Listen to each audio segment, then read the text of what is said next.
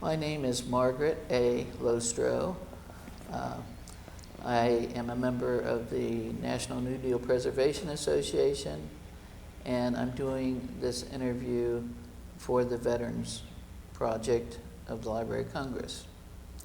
Today we are honored to have one of our veterans from World War II, Mr. Amos Sams. Amos, would you like to tell a little bit about your family history?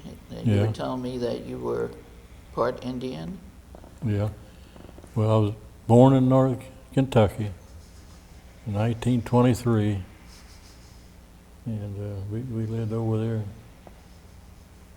until World War II started in 1941, and then I went in service in 1943. And sent me down to Florida for basic training, and I was down there a few months. Then I was transferred over to Seattle, Washington. I was in the truck regiment, drove trucks and repaired trucks and stuff like that. Then I shelf was from Seattle down to California, down in San Francisco. And I went back to Seattle for a few days, then back, then I went overseas. A year and a half later, went overseas and served over in the islands, South Pacific Islands. In the meantime, when I was in Seattle, I was transferred to a soldier sailor, and I took training to be a pilot on a little tugboat. So that's what I did when I was overseas, served on this tugboat, and got in on a couple of invasions in Manila. It never got hurt. Everything went well as far as that's concerned. But then I came back from overseas in 1946. And then you want to know about my life from then on out? Well, maybe, is there any memories of the war that, in Philippines, you say, that area, where you were stationed? Pardon? Where was it that you were stationed with your tugboat or your tugboat? Oh, that was in Okinawa. Okinawa, okay. Okinawa and the Philippines. We shuffled back and forwards, Right. hauling equipment for the mostly food products and stuff like that. Did you ever encounter in your sailing between those two areas any hostile responses of the enemy? Oh yeah. Yeah, I remember one time we was in a little camping area we had there along by the ocean front, seashore, and Japs was firing at us, and there was a guy up in a tree firing on our camp, trying to kill us all, And Mr. Me, I had to shoot him down. I shot him, and when he fell, a bullet must have cut the rope, and he fell. And that was all she wrote for him, Things like that. It wasn't too much. I really didn't do a lot of fighting, but just self-protection there as far as our camp was concerned. Well, that's all important part of the... Yeah. Did you actually carry any troops in those two locations? No, only had the crew aboard the tugboat, yeah. But no. Well, maybe once in a while we'd take a sailor from one port to another, you know, like if he had to be transferred or something. We was on the way anyway there probably, you know, stuff like that. Do you have any memories of any of the crew you worked with, or do you keep in touch with any of them? Like memories of things happening. No, people, actual people. Yeah. Well, this one day, we all decided to go swimming off of a barge, and so that type of thing. Go So for it. this one guy, we found out he wanted to commit suicide Oh. because he was tired of that crap, you know. So he dove in. He went down the third time, and I reached down and got him by the hair of the head, pulled him up on shore, and he gave me a cussing. Yeah, he didn't want to live, see. Things like that would happen, you know. Okay, then. How long did you say you were in the service? 3 years, 3 years. yeah. Did you have any desire to stay in the service? None whatsoever. Okay. So you were honorably discharged back in the States? Yeah. Okay. At Camp Atterbury, Indiana. Okay. Yeah. So is that how you came to live in the Cincinnati area? Being Well, discharged in Ohio, Indiana. My mother lived up on the hill out of Lawrenceburg, Indiana, so that's what I came home to. Yeah. And a year later, I got married, and I lived up on the hill out of Lawrenceburg for 20-some years. And then I moved to Cincinnati in 1958, or 68. Okay. What did you do before you went into the service?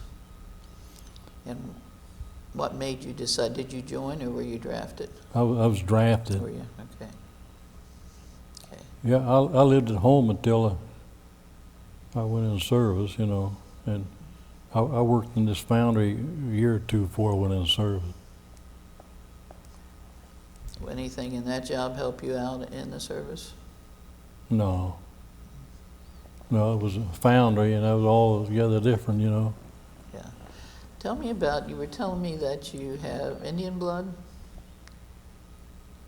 You are part Indian? Yeah, Okay. And yet you told me what tribe was... Cherokee Okay. and Choctaw. Okay. My great-grandmother was Choctaw, full-blooded Choctaw, and my great-grandfather, he was full-blooded Cherokee. Okay. And then my dad's mother, she was Irish, so that's split it up, you know. You know, I guess about a quarter Indian. What point in your life was it, it had to have been before World War II, that you were involved in the CCC? See, my dad had died in 1935, and the family lived on tenant farms, you know, my mother and all my brothers and sisters. So we raised tobacco and stuff, and the World War II had started, see. So then I went to work in this foundry, and then I wound up in service, and 3 C's first, and then went into service. Yeah. I really, when I was in the 3 C's, I really had a unique job. I don't know why they picked me, but we'd go in these thickets and woods. The government was interested in thin trees out that weren't any good, you know, it's like small elm trees and stuff. They was interested in timber, see. And it was my job to mark the trees to be cut down, and also mark one side of the tree that you'd notch it and make it fall in between trees so he didn't scuff up good trees. I did that mostly when I was in the 3Cs.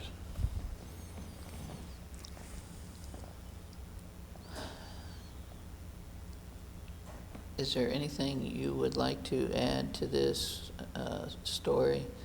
Do you have any stories about your buddies? Have you met with any of them since you've been out of the service? Yeah, but just occasionally, not much happened, just maybe we'd call one another, something like that, I had one good friend lived down in California, and he owned 2 racehorses, and we conversed quite a bit. He tried to get me to come down there and learn how to train horses, but I wasn't interested, I didn't want to go to California at that time. Right.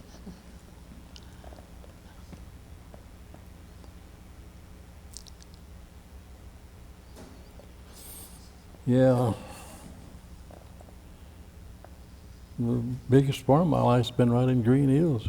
A lot of it, for 40 years. Did you ever belong to the Legion there? Yeah, I was asked about once a year they'd have a drive. I don't know, I just wasn't too interested in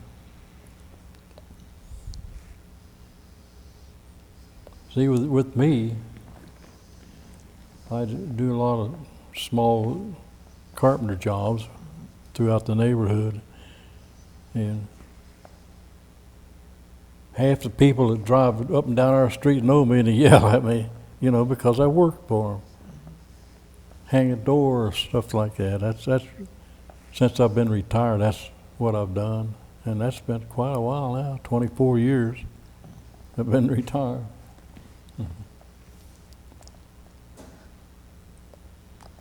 Well, then actually,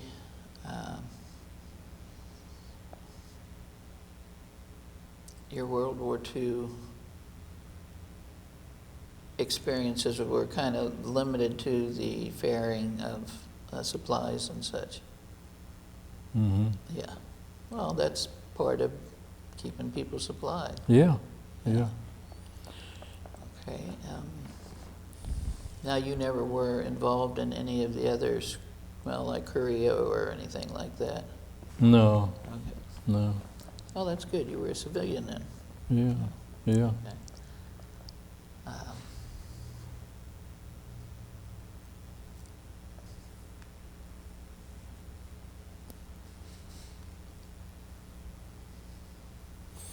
Yeah, that part of my life when I worked in a foundry was really a tough sledding ride. I'd go to work at 6 o'clock in the morning and get off early. And then I'd go do a little carpenter job, a second job. I've always been a busy guy. Okay. Then what year were you actually born? Do what? What year were you actually born? 1923. Yeah. I'll be 85 in a few days. Congratulations. But may I ask if you have any questions, Dennis?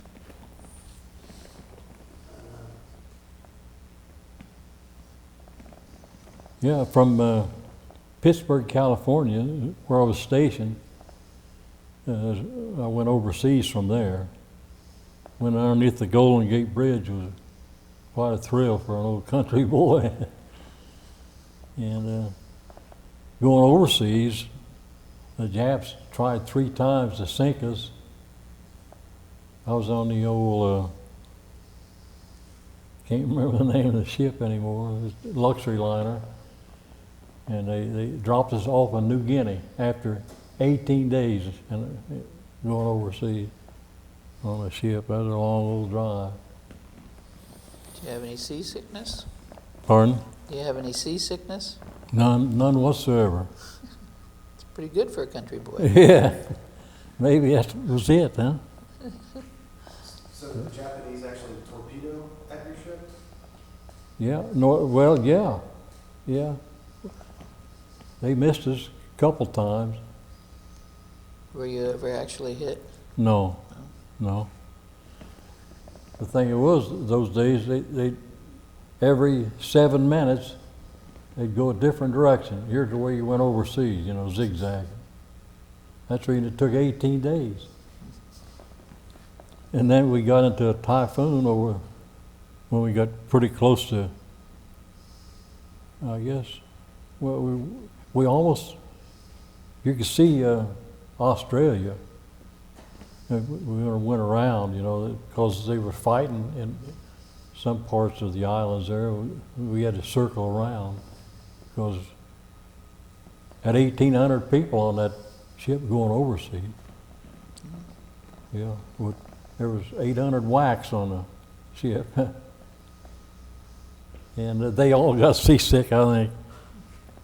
Went down there for breakfast one morning, and I was you stand and eat off of a counter like fare, you know. And the lady on my right side got sick, threw it up on her plate, and vice versa on the left side. And about that time, the ship went sideways, you know, with the waves. And oh man, and the plates would slide down all the way to the end, and then come back slide. Yeah, it's kind of funny, you know, in a way. Yeah. Did you actually have any duties during that trip? 18 days? I mean... No. No, just take care of yourself, you know. Yeah. Wasn't on KP or nothing. But when I started overseas, going underneath the Golden Gate Bridge, they had me on the stern of the ship as a guard. And that's the only time.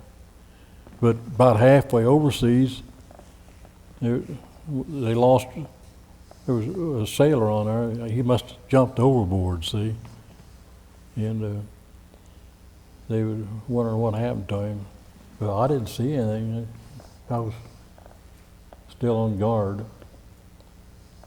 Well, at one time I was kind of getting a little bit ahead of myself, but anyway. Found out this guy got into it with his lieutenant. I guess he wanted to cash in, so.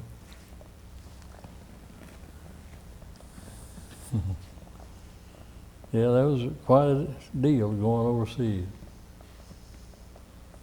This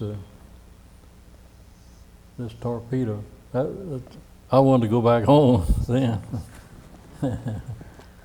You were saying on the way over here that you haven't seen the World War II monument yet then. No. That's one thing I want to see before we cash it in. I've got a grandson that's 37 years old. He says we're going up there one day. But he's too busy. He's a construction supervisor for bicycle construction. I'll get a little in for the bicycle construction company. He's sure been good, that guy. I guess you want me to just tell things that happened in my life, so that's what I'm doing.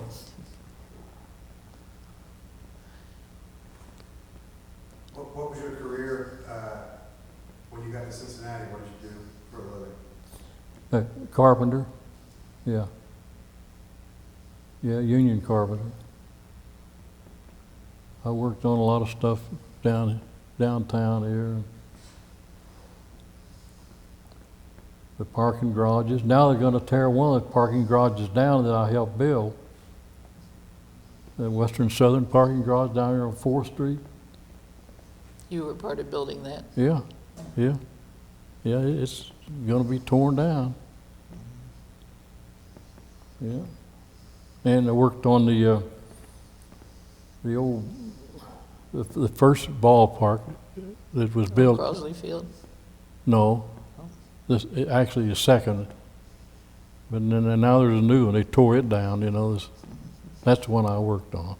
My grandson worked on the other one, the newer one. What goes around comes around, I guess.